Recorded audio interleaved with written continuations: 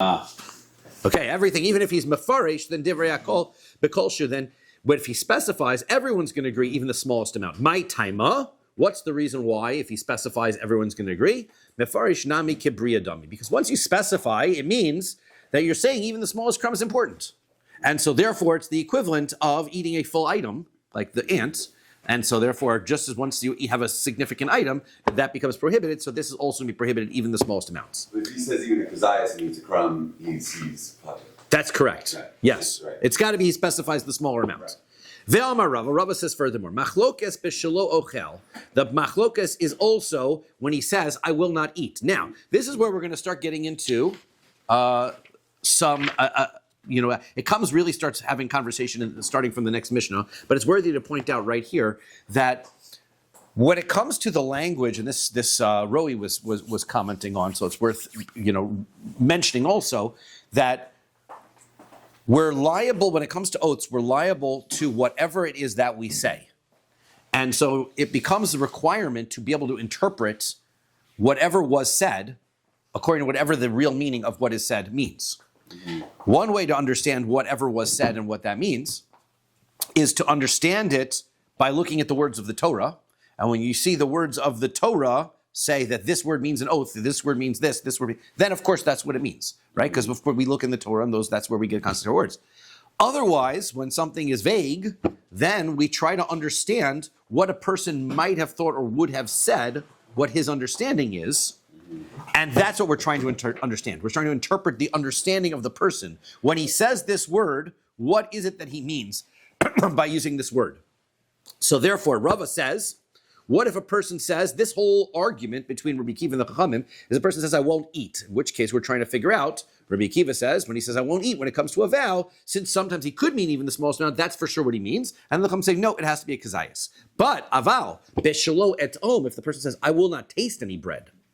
So now, everyone agrees that's even the smallest amount. Because nobody uses the word taste in the sense of eating a kazayas. The word taste is intentionally to mean even the smallest amounts. Pshita, well, that seems fairly obvious. Mahu ditema, what would you have thought? Lit omnami kedamri inchi, that people just use that word to taste when they mean to eat. Kamash malon. No, that is a word that people were specifically using. If they meant to swear not to eat, they would have said eat. The fact that he says, I will not taste it, is intentional. What if he says, I will not taste, as in to get enjoyment from my food? Well, now you have to figure out what that means. What he means. We generally have a rule that a person doesn't say something for no reason. So now you got to figure out what does he mean by not getting enjoyment, and what does enjoyment mean, and whether he means a kazayas. It's a fair question, right? But that is exactly the point of what we're going to be doing in the following Gemara, right? Every single word and what word he used makes a difference. Amar Rav Papa. Rav Papa says, Machlokes b'Shevuos. Aval bekonamos divrei hakol bekol shehu. Okay, we had mentioned that when it comes to taking a shavua, so then he says, I will not eat. Then we had this argument whether it's a small amount or a whole thing. What about, we said, when it comes to konamos, if he says konam, this is konam on me, then the whole thing is prohibited, even the smallest amount. Everyone agrees to that. My taima, what is the reason for that? Konamos nami kevan delo kamidkar shma achila kidemefarish dami. The answer is because when he says konam, he doesn't use the word eat. Right? When I say the word eat, it implies that I want there to be a valid eating, which is a kazayas. The prohibition that I'm prohibiting upon myself has nothing to do with eating. It's a konam. So therefore, it's as though he specified even the smallest amounts by using the word konam. Meisvei. Okay, so we asked the following question about that. If what you're saying is true, whenever I use the word konam, it means it's prohibited even the smallest amounts. Then how are you going to understand the following brisa? Shnei konamos mitztarfin. Let's say I have 2 loaves of bread, and I say this bread is konam to me, and this bread is konam to me. If I eat half an amount of this bread, and then I eat half an amount of this bread, then they combine together to be a full amount. Right? There's our question. Right? What do you mean half an amount? You just said any amount was prohibited. There's no such thing as a half amount when it comes to a konam. That's where we're going to ask the question. But let's see the rest of the brisa, and then we're going to pick that up. Shtei Shevuos ein mitztarfos. When it comes to 2 oaths, so then they're not going to combine together.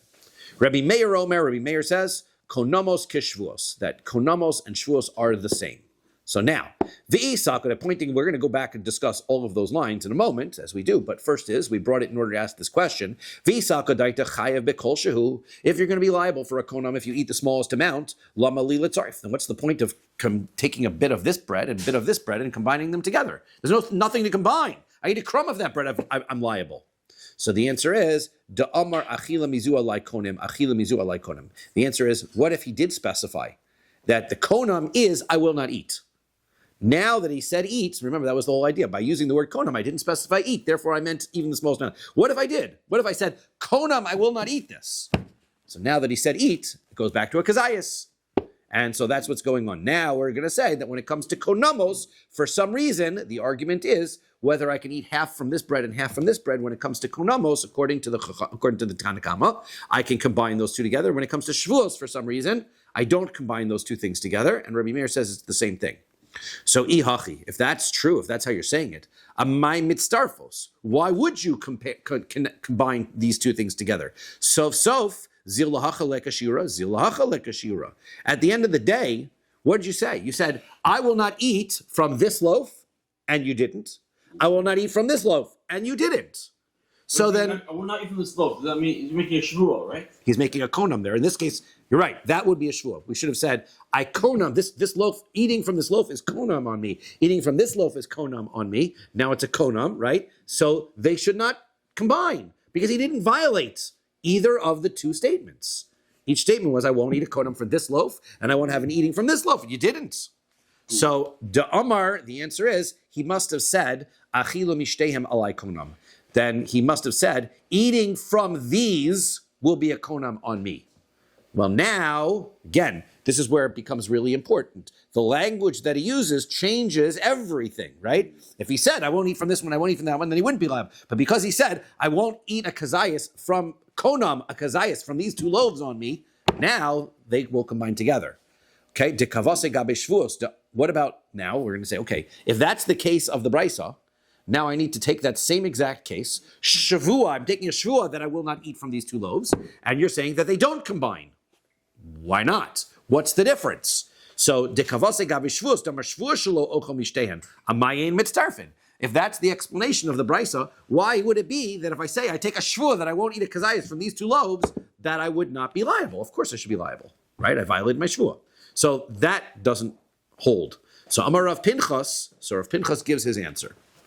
Shani Shevuos, he says it is different when it comes to Shevuah. When it comes to a konam, one konam to not eat from these two loaves of bread can combine these two loaves of bread to be one avera, but not when it comes to Shevuos.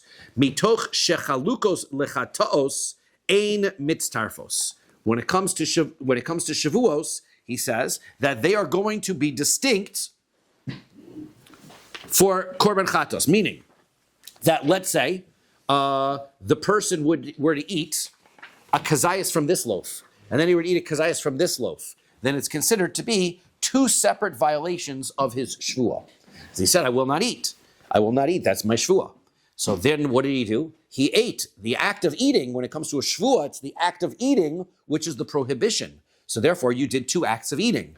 Now we're presuming that he got interrupted in between. He became aware, right? Otherwise, you have to have two halamos, right? But he ate from this and he ate from this. So now he's going to be chayev to korban chatos for that avera.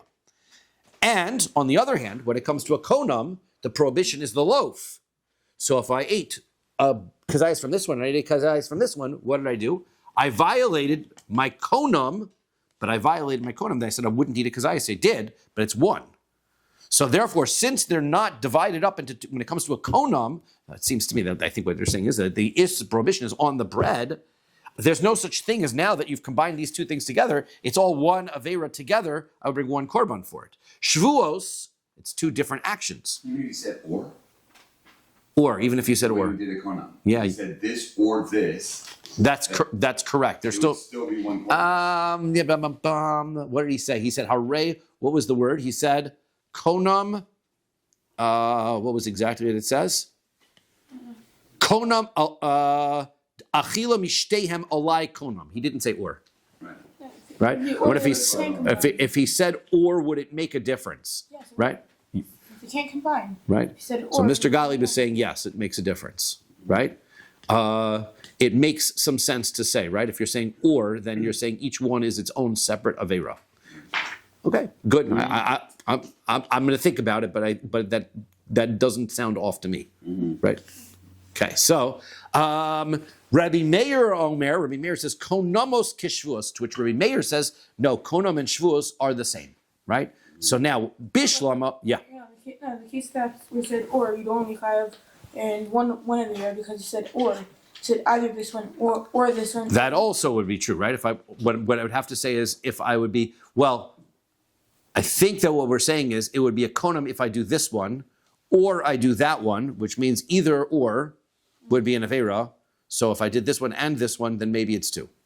That's what we're suggesting. But I don't want to get into the konam ones because that's not our Gemara's case, right? Gemara's case is he said harei alai konam on these two loaves. So he's got one konam on the two loaves, right? By the or, you're suggesting that it's two different konamos. That would be a different story. This is one konam on the two loaves. One shvu on the two loaves is still distinct as far as the korban is concerned. That's why it makes a difference. To which we said that Rabbi Meir says konamos are like shvuos. So what does that mean? Bishlama Shevuos. I understand by Shevuos. Hol v'chalukos lechatos. I understand. What you're suggesting is konamos are like Shevuos in the sense that we'd have to understand it that in Shevuos you're going to bring two. It's going to combine together. It's going to not combine together. Konamos are the same way and should not combine together. Well, how do you understand that? Because if I understand by Shavuot, they don't combine together because they're separated as far as korbanos are concerned. Ela konamos amailo, but why not by konamos? So therefore, the answer is epuch. You got to flip that statement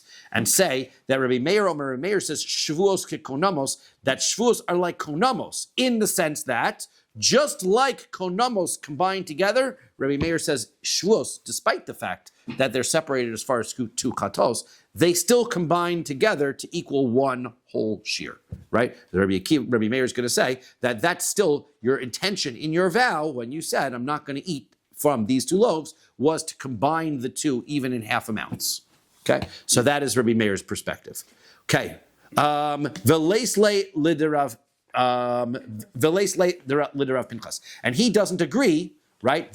He doesn't agree with this point of Rav Pinchas is making. The Rav Pinchas is making that the connection between whether you're going to bring one korban or two korbanos makes the distinction about whether you can combine the half sizes together or not. He says, I don't agree with that. That's the point of their argument between the Chachamim and Rabbi Meir.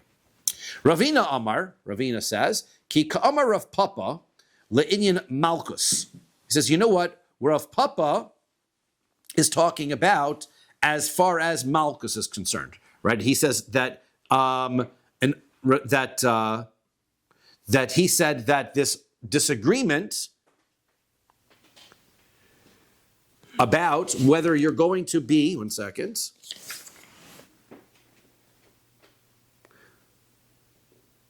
Right, that which when Rav Papa said that with konamos you're going to be liable in kol shu. Remember, we had made this distinction that we said that was an argument, but everybody agrees when it comes to konamos, the even the smallest amount you'll be liable. Rav Papa says that is by malchus, right, not by a korban, right. As far as that makes a distinction, you're still going to be chayev. You need to be able to have a kazayas still. He says this is why the brisa doesn't create a problem for him because the brisa talks about combining these two items together in order to be chayev because you have now violated and eaten the proper shear. He says you still need a shear, right? As far as a korban is concerned, the little smallest amount is for malchus if you did it b'mezid. So therefore, the brisa is talking about for a korban combining together for the shear for the korban. That's one thing, and this statement of Rav Papa that even the smallest amount by konamos is talking about malchus is concerned. Why? And that makes some sense. Why? Because if I'm intentionally doing it, then I'm intentionally eating the smallest amount. The smallest amount makes a difference to me. That's why I'm doing it, right? So with unintention, you still need to have an amount. So therefore, kitanya hahi, and that brisa is le'inyan korban, is considered a korban. Why? Deba'inan shave pruta. Because as far as the korban is concerned, right, you're going to bring me'ilah, you're going to need a shava pruta. The issue is that you're going to need to combine the amounts together in order to be liable, not for the prohibition of konam, but for the issue of me'ilah, right? The prohibition would be that you're eating something that belongs to the Beis HaMikdash, and according to what Rav Papa is suggesting, is the konam makes it liable to bringing a korban for me'ilah, and therefore I need to have a combined shear, half of it from this loaf, half from this loaf, to equal a pruta, not to equal a kazayas. Lememra. So the pruta is only by me'ilah. By me'ilah, correct. Because me'ilah is a violation of value, not a violation of volume. I can't say that 5 times fast. Value, violation. Okay. Lememra, that is to say, the Savri Rabbanan, that the Rabbanan hold Yesh Me'ila B'Konamos. Now remember, that was subject to dispute. What you just suggested is that when I take a konam vow on an item, am I really making something hektish? I'm only making it prohibited on me. When I say something, this is konam to me, it's not hektish. I'm just prohibiting it to me. It's a neder. So me'ila, the prohibition of me'ila, is using something that belongs to the Beis HaMikdash. So that is subject to dispute, right? When it comes to yesh me'ila b'konamos, ve'hatanya, we learn our brisa. Kikar zu hektish. If somebody says, this loaf of bread belongs to hektish, ve'achla, and then he eats it. Bein hu, bein chaveiro. Doesn't matter whether he eats it or his friend eats it. Remember, it's hektish now, so it belongs to the Beis HaMikdash. It doesn't matter. It's prohibited for him. It's prohibited for his friend. If you're going to get your friend eating it, you're stealing from the Beis HaMikdash. You should be. So therefore, ma'al, exactly, right? Then you've committed me'ila, lefichach. Therefore, right, since it belongs to the Beis HaMikdash, yesh la pidyon. Right now, you can also redeem it. Right, if I decided I want to get this loaf back, I can pay the Beis HaMikdash by giving the value of the loaf plus a fifth, and I can buy it back from the Beis HaMikdash. If the Beis HaMikdash owns it, then the Beis HaMikdash could charge you much more than you paid for the original. Right. Well, so the given action to take when you're redeeming something from hektish is to pay its value plus 20%. Right. So that's how it's done. So yes, the Beis HaMikdash can overcharge you. It's weird how it's worded. Achila ben hu ben chaveiro. You would think that you're chayav for your friend if he eats a hektish. The way it's worded, it sounds like that. What we were saying is that it doesn't matter. Your friend is also prohibited from eating this, which is not how vows work, right? I can prohibit something on myself, right? We're going to discuss how a person can wind up saying that I prohibit my item from so-and-so getting benefit from it, whether that type of a shul works or something. But for hektish, for sure. Right? For hektish, what I'm not really declaring this. I'm declaring this item to belong to the Beis HaMikdash. That belonging to the Beis HaMikdash creates the prohibition. Okay. However, kikar zu alai hektish. If the person says this loaf of bread is hektish to me, so that statement hektish to me isn't deciding it to be hektish, because if it was hektish, it would be hektish to everybody. So then hu ma'al chaveru lo ma'al. If he does it, if he uses it, then he has committed me'ila, and his friend has not. Now that's interesting. There's something called personal me'ila. That's the issue here, is whether somebody declares something to be a konam, whether you're in violation of me'ila. That's what this is, right? I can, even though once I say that it's konam to me, or it's hektish to me, nevertheless, that means that I can't use it, and if I use it, I have violated me'ila, which sounds like I'm going to even bring a korban for such a thing. Lefichach, which means it's d'oraisa, it's real. Lefichach, therefore, ein la pidyon, I cannot redeem it because it's not fully hektish. It doesn't belong to hektish 100%. So therefore, I can't redeem it. Divrei Rabbi Meir. That's what Rabbi Meir says. It's me'ila'able, but not. Right? You see the contradiction there? It's a little bit tricky to figure out. Somehow, right? What's the case? Person made a shvua that this is me'ila. No, he made a statement. This is hektish to me.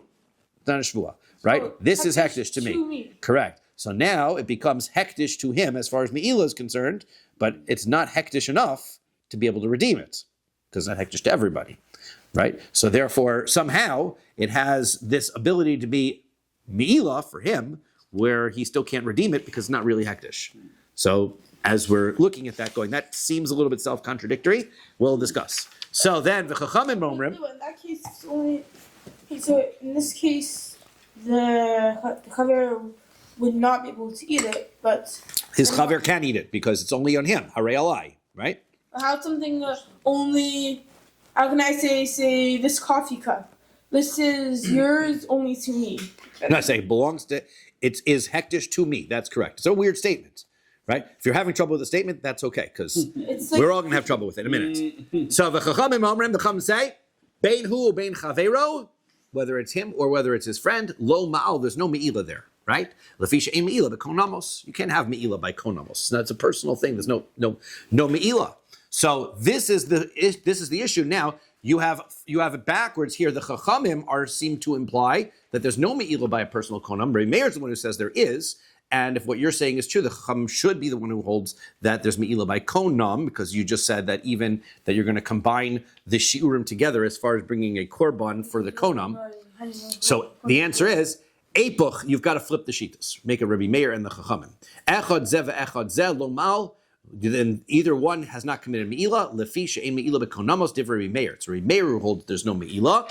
V'chachamim says hu ma'al v'chavero lo mal. That he does me'ilah, but his friend is not doing me'ilah. Okay, so this shita that the prohibition of me'ilah can be a personal. This is the shita of the Chachamim that me'ilah can be a personal issue.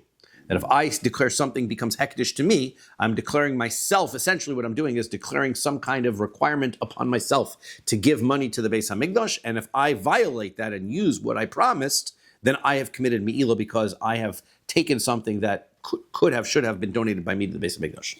Right? But in that case, say it'd be only a chayiv in monies. You can't say take an object and say that someone else is only to you, because if someone else starts using it. All of these things, when it comes to me'ilah, everything is always financial value, right? We're not talking about kedushas aguf. We're always talking financial value. Yes, in that case, then there'd be no. If you say something is me'ilah only to me, the kedushas aguf is. There's no kedushas aguf, right? It's not a kedushas aguf. Again, only financial value. It's not. There's no such thing as me'ilah by kedushas haguf. Only kedushas mammon. In that case, there'd be no chayiv in eating it, since you could say, I'm transferring the kedusha. Yeah, we got to move. Let's go. Iachi. If so, Rabbi Meir says konomos kishvuos. So he says that konomos are like shvuos. So what is that Rabbi Meir saying konomos kishvuos? Right? If Rabbi Meir is saying konomos kishvuos, he says ella konomos itzterufehu delo mitztarfi. So he's saying that konomos are not combining together. So he says ha me'ilah ispehu. So that means that they have me'ilah. So Rabbi Meir is the one who says ein me'ilah bekonamos klal. He's the one who said that there's no me'ilah at all. So how are you combining them together? So his answer is l'divrehen l'dirabanan. How could he basically saying that Shevuos and Konam and that Shevuos are like Konamos and they all combine together? He says, well, wait a second. He should be the one holding that they shouldn't combine together at all because Konamos shouldn't combine together either. So the answer is no. He's saying l'divrei d'Rabbanan. He says, according to you, Rabbanan. According to you, the Rabbanan ka'amar lahu. That's what I'm saying. L'didi ein me'ilah bekonamos klal. According to me, there's no me'ilah by konamos at all, which means that there's no combining these shiurim. It's not an issue, right? I'm not going to combine shiurim. I'm not going to combine shvuos. Not an issue. But lididchu, according to you, that there is me'ilah, so then oduli mihas de konamos keshvuos. You've got to admit that konamos should be like shvuos, and they should be able to combine together. V'rabbanan, the Rabbanan will say shvuos ika derav pinchas, konamos leka derav pinchas, and the answer that he's going to give is that that's why that shvuos. We said, like Rav Pinchas says, that since they are going to combine together and they're going to be separate korbanos, therefore the Shevuos is going to not combine together because it's separate korbanos, whereas by the Konam, since it's one one Me'ilah korban, and therefore they do combine together. Okay, so therefore that's where the distinction is. Rabbi Meir himself would not combine them together. He was asking, according to you guys, Konam combines it together, so then shouldn't Shevuos also? The answer is no, because Rav Pinchas told us that when it comes to two separate korbanos, since Shevuos is two separate korbanos, they're not going to combine together, even according to that. Okay, now let's move on to the next thing. Amar Rava. Rava says, Shevuos shelo ochel ve'achel afar. Potter. Let's say this person says, general oath, I will not eat, and then he eats a handful of dirt. So he's exempt. That's not eating, right? Putting thing in your mouth and swallowing it doesn't make it eating. It's not food. Boy, Rava wants to know the following though. Shevuos shelo ochel afar bekama. Let's say this is the question we brought up before. Rava wants to know. Let's say he swears that he's not going to eat dirt. Well, now he is specifying. He considers dirt to be food, to be what he's eating. So how much dirt does he have to eat in order to violate it? Kaven d'amar shelo ochel dante akazayis. Once he said, I'm not going to eat dirt, does he mean eating? Which in general is a kazayis amount. Ol dilma kaven delav midi da'achli inchi hu. Since this is something that people do not eat, bekol shehu, it's going to be even the smallest amount. Teku. So we leave that as unresolved, which is how we left it before. We wanted to leave it unresolved. Boy, Rava has the next question. Shevuos shelo ochel chartzon. Person says, I'm not going to eat a grape seed. Okay? So bekama, how much grape seeds would he have to eat in order to violate that oath? Kevan dimis achil al yedei taruvos. Since grape seeds, when they're generally eaten, they're eaten as a mixture with grapes. Right? I just chew the grape and I swallow it, right? Da'ate akazayis. So therefore he means a kazayis because it's regular food. So how many grape seeds he needs to have? He needs to have a bunch in order to violate it. O dilma, or perhaps not. Kaven delo be'enei achli lehu inchi Da'ate amashu, since people do not normally eat it independently and by itself, right? When he says, I'm not going to eat this grapeseed even independently and by itself, he means even in the smallest amounts. Tekus, we leave that also unresolved. As we said, we're trying to figure out what the person is thinking. It's difficult to know what a person's thinking. Does this also apply to oil? Like, say, if you process the grapeseed. If he says grapes, seeds, then he means grape seeds. The question is whether you're going to say grapeseed oil or not. So it's not, we have to try to figure out what exactly he means by everything, right? And I don't know how the Gemara would be able to determine. I'd probably leave that as a teku as well. Boy, Ravashi wants to know. Nazir she'amar Shevuos shelo ochel chartzon bekama. Right, say a person says, a Nazir who says that I will not eat a grape seed, how much does he mean? Right? So now, he's a Nazir. That changes everything. Why? Because Dekevan de Kazayis Isura Da'araisahu, he already is prohibited from eating any grape seeds in a Kazayis amount. Because he's a Nazir. Ki Kamishtava Ahatera Kamishtava. So why is he taking an oath? The answer is, he must be taking an oath on that which was permissible. So therefore, Vidate Amashu. Therefore, he must be thinking, I'm not even going to have even the smallest amount. Again, context and the person making the oath makes a difference now. Right? Oh, Dilmore perhaps came into Amar Shelo Ochel, since he's making the statement that he will not eat it. Da'ate Akazayis, he's still thinking, I will not eat it. In which case, his oath is meaningless because he's only sworn to prohibit that which was already prohibited to him. And we said that was a Shevuos shav. Right? Not allowed to do that, but it's not, but now if he eats the grape seed, it's not an extra violation. It's the actual oath itself is violation. So Toshma, come and listen. We had this case before. Somebody takes an oath and he says that I will not eat, and then he eats non-kosher meat. He eats nevela, that's meat that's not slaughtered properly, treif meat, that the meat had holes in its lung, shkotzim v'ramasim, non-kosher creepy crawly things. He is chayiv. He's in violation for eating, despite the fact that he's already not allowed to eat those things from Har Sinai. So we're going to explain why. For Rabbi Shimon, Rabbi Shimon says not. We asked a question on this before. Amai chayav, why should you be liable? Mushba v'omed mehar Sinai. This should be a Shevuos shav, which should be a meaningless oath, because it's already prohibited from Har Sinai to eat these things. So therefore, eating these things should not be a violation of your oath. So the answer is, Rav Ushmuel, Rabbi Yochanan, Rav Shmuel and Rabbi Yochanan said to Omri, Bekolel dvarim hamutar mimad dvarim ha'osurim. The answer is, this is what we call an Isser Kolel.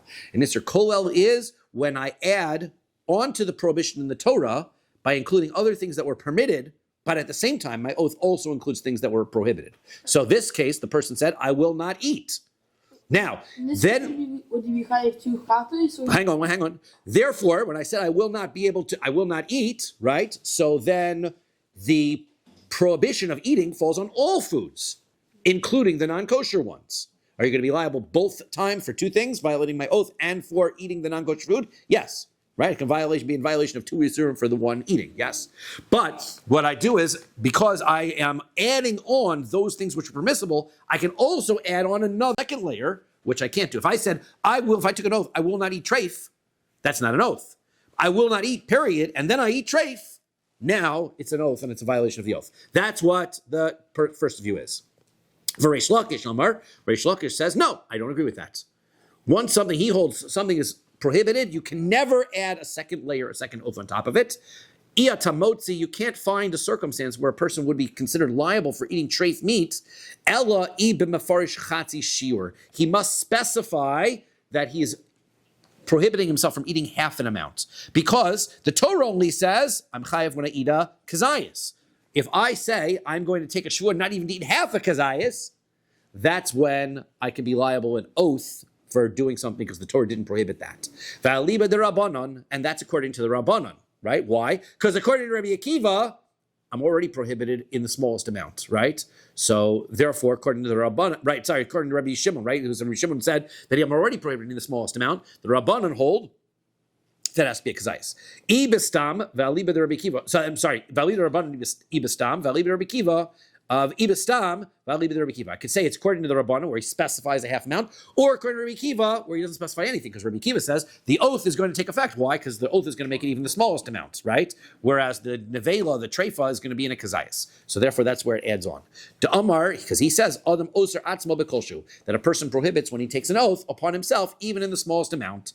Vaha nevela de mushba ve'omed mahar Sinai hu. So he says, well, a nevela, one second, he's sworn to be able to not eat it from Har Sinai.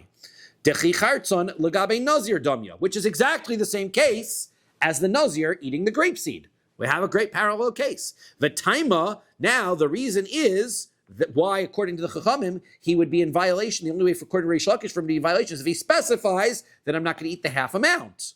Which means, halo pirish, if he didn't specify that he was making the oath in a half an amount, datea kazayas, his amount that he would have been thinking of would have been a kazayas, and it would have been a meaningless oath. Shma mina. So it's clear that just making that, just the presumption of the fact that there is a already existing prohibition that I would automatically presume by context that I mean a lower level. That's not necessarily true because the Chachamim require me to. Reish Lakish says I have to specify the smaller amount.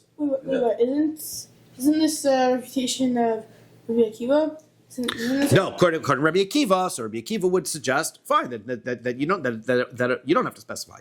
But the question is according to Rava's question is according to the Chachamim, right? According to Rabbi Akiva, for sure you don't have to specify. According to Rabbi Akiva, the smallest amount for sure you're chayiv. The question that he's asking about the grape seeds is a liba de Chachamim. But at Har Sinai we made a shvua not to. We didn't make a shvua. We say we made a shvua. We took a shvua to keep the Torah.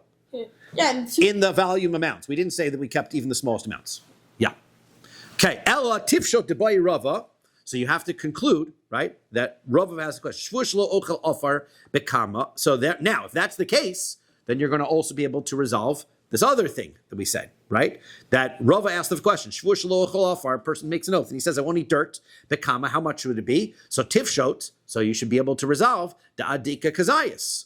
Right? So you need to be able to make that presumption that it's a kazayas. Why? Deha nevela kafar damya, because eating nevela and eating, right? We presume when it came to the nevela, he meant it was a kazayas, and we didn't reduce the amount. So why would we reduce the amount when he says eating dirt? So you have a taiva to eat meal. that's a good answer. Taima de parish. The answer is because he has to explain. So hala parish date kazayas. If he didn't specify, it would even be a kazayas. The answer is, as we just said, la afar lav bar achilahu. He says afar is not edible, right? It's not edible. So therefore, that's why there would be a distinction. Klal nevela bas achila, right? He says nevela is edible. So therefore, we could presume when he says I will not eat nevela, he means a kazayas. When he says dirt, it's not the same thing at all, right? Because I'm not going to presume that I have, right? It's not just the taiva issue, but it's not edible, right? The aryahu deravia iloveh. The only reason I can't eat nevela is because there's a lion crouching on it, meaning there's a Torah telling me I can't eat it, right? Otherwise, I'd eat it. Delicious, right? Non-kosher meat could be very, very yummy, but I can't eat it because Torah says so. But when it comes to dirt, there's absolutely no eating it at all. So therefore, what? Like, because if we're going to say that what we did at Matan Torah was a Shevuos, it'd be considered Isser. Right? It'd be an add-on. It wouldn't be considered Shevuos, would it? Or it would be considered. What case are you talking about? What circumstance? We were talking about. Are you talking about nevela? Are you talking about dirt? Are you talking about? We're talking about treif. Like I go Treif, okay. One of the examples. Treif case, yes. Right. Would that be considered an Isur, or would that? I'm going to wind up. The answer is it turns into a shvuas shav, right? I'm taking a shvua to prohibit something that's already prohibited in the Torah. That's a shvuas shav. Okay. Right? Okay. Says the Mishnah. Shvuah shelo ochel ve'achal. Person says, and again, this is now all going to depend on what he means by things. Takes a shvuah. What about in the case of somebody that's coming closer to Frankfurt? He's becoming closer to Israel. Takes a shvuah. I would tell him not to take a shvuah. There you go. No, but what, Don't take one. Says the Mishnah. Shevuos shelo ochel ve'achal. Right? Everything you take a new minhag on. Always say bli neder. Don't take anything on. You never know what's going to happen. Okay? Shevuos shelo ochel ve'achal. Somebody takes a shvuah not to eat. Ve'achal v'shas, and he eats and he drinks. So eno chai ve'lachas, and he's only liable for one, right? Because eating and drinking is considered to be one action. If he was it, Shevuah shelo ochel v'shelo eshte. However, he makes it two oaths. I will not eat and I will not drink. Ve'achal v'shas, and now he eats and drinks. Chayv shtaim. Now he's liable to two. does this extend to a smoothie? Sorry, what about a smoothie? Yeah. It's a good question. I'm not sure which item a smoothie is. I'm going to derive from the fact that the Gemara later on says that honey is drinking, that a smoothie is also drinking. Okay, I'm going to derive from that. Chunks in it. So the chunks, maybe he's violating both. Yeah, if he eats chunky soup. Shvuah shelo ochel, right? If he says I'm not going to eat, ve'achel pas chitin upas orin upas kosmin, and he eats three different types of bread: wheat bread, barley bread, spelt bread, right? Eino chayav elo achas, he's only liable once, because they wouldn't What about eat. something like mashed potatoes or Doesn't matter, right? They give 3 examples, right? As soon as you said eat, doesn't matter what you're eating, it's going to be all one. Shevuos shelo ochel pas chitin upas oren upas kosmin. However, he says and specifies, I will not eat wheat bread. I will not eat barley bread. I will not eat spelt bread.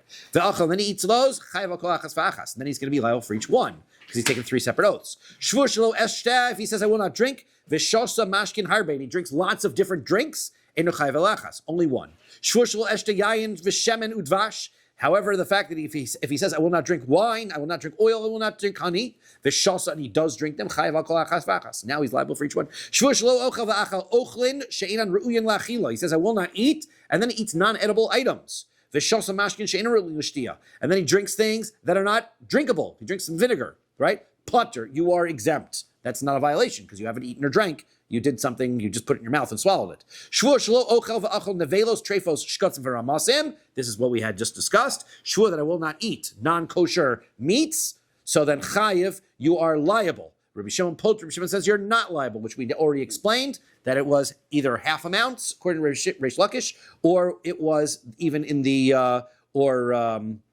it was an Isser Kolel, because you added on to the prohibition. Amar konem ishti ne'enes li, if he says that it is a konem, my wife is konam from getting any benefit from me, im achalti hayom, if I ate today, and he has eaten, but he ate non-kosher meat that day, hare ishto asura, his wife is prohibited to him. Okay, we'll discuss all those cases. Let's get started. It says the Gemara, Marichia Barab says, Amar Shmuel, Shvuah shelo ochel v'shasa chayiv. If a person says, I will not eat, and then he drinks, he doesn't eat. All he does is drink, he's chayiv. Because drinking is included in eating. If you make the general statement, eating, then drinking is included. Ibais ema svara, vibais ema kra.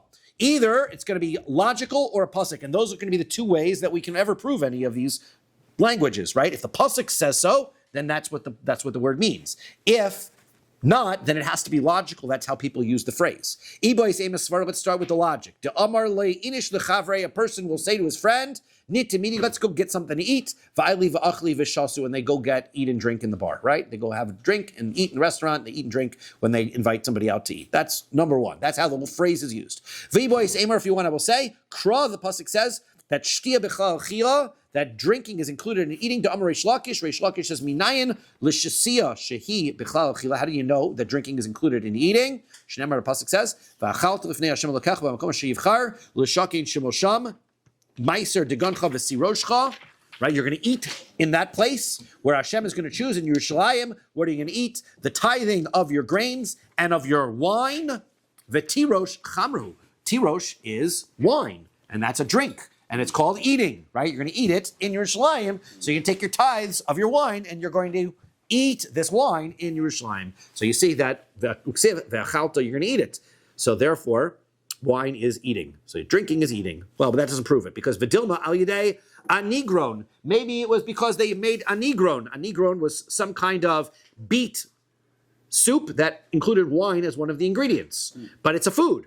Dama Rabbi Bar Shmuel says, anigron maya de silki. Ach sigron maya dekulu silky. So Shmuel says that a nigron is a beet, kind of like a beet mash, whatever it is. Beet mush, yeah. That and wine is one of the ingredients. And oxygron is the same, but it's other vegetables. So then wine is one of the ingredients. So therefore, maybe when it says eating wine, it really means eating wine. El Amar Rav Acha Bar Yaakov says, Mehacha, it's from here. This pasuk tells me that drinking is eating. You're able to redeem your food onto money, and then you can go to Yerushalayim and you can buy anything that you like.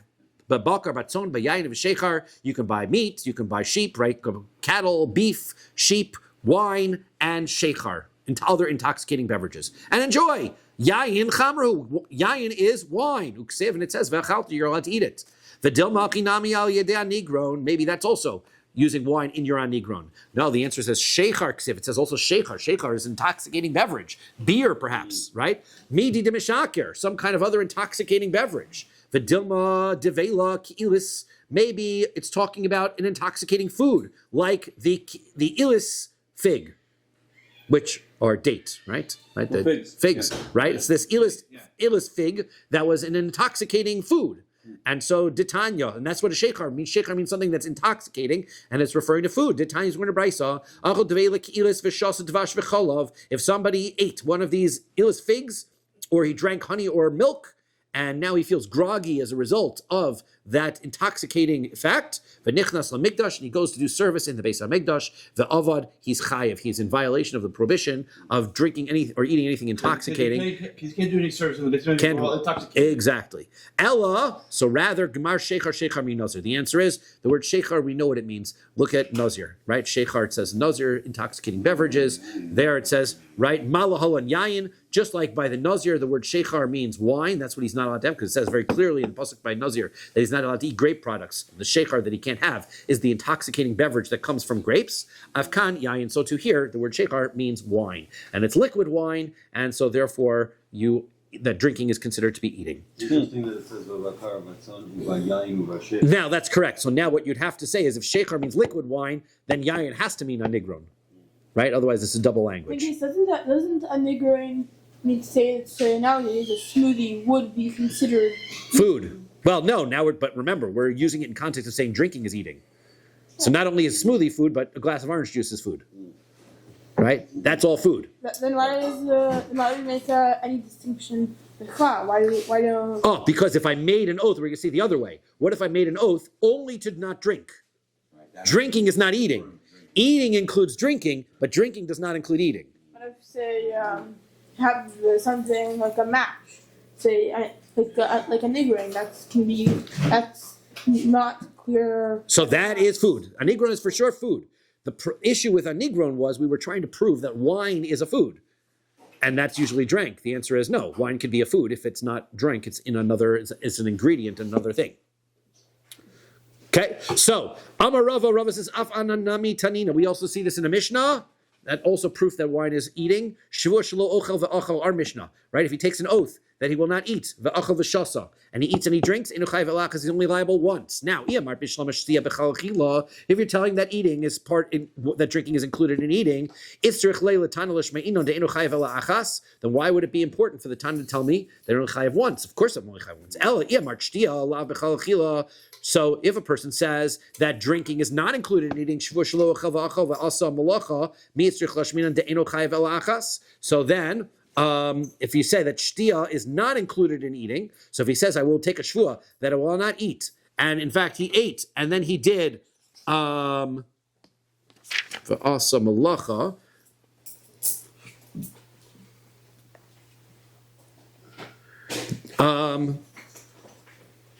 So then he also did, and then he also did malacha. How would you say he's liable once? Obviously, if he did two completely separate things, he'd be liable two times. The answer is, of course, would you be able to say that he'd only be liable once? That wouldn't make sense, right? Because he'd be that. So therefore, it clearly means that the fact that these two things are together, that you're only going to be liable for that drinking is included in achila, and that's why you are liable only one thing. Okay, Why did that's we a place say to before stop. we said achas v'achas? The general, remember we said achas v'achas when it came to drinking and eating? We said if